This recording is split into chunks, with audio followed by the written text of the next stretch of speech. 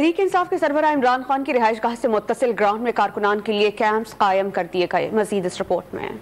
PTI chairman Imran Khan की मुमकिना गिरफ्तारी के पेश नज़र कारकुनों ने जमान पार्क के बाहर डेरे जमा लिए। कारकुनों की बड़ी तादाद खैबर पख्तूनख्वा, गिलगित बल्तिस्तान और जनूबी पंजाब से आई है। पार्टी तंजीम की जानिब से कारकुनों को सहूलियात फराहम करने की हिदायत की गई है। तहरीक इंसाफ के सरबराह की रहाइशगाह से मुत्तसिल ग्राउंड में कारकुनों के लिए कैंप्स कायम कर दिए गए। रहनुमा PTI शाह महमूद कुरैशी ने वाजे किया कि बड़ी तादाद में कारकुन पहुँच रहे हैं। लोगों ने गिरफ्तारी की खबरें सुनी तो पूरे पाकिस्तान में हलचल मच गई और लोगों ने इजहार यकजहती के लिए आज खुद चल पड़े लोग। ठीक, और हम देख रहे हैं अभी भी काफिले बहुत आ रहे हैं।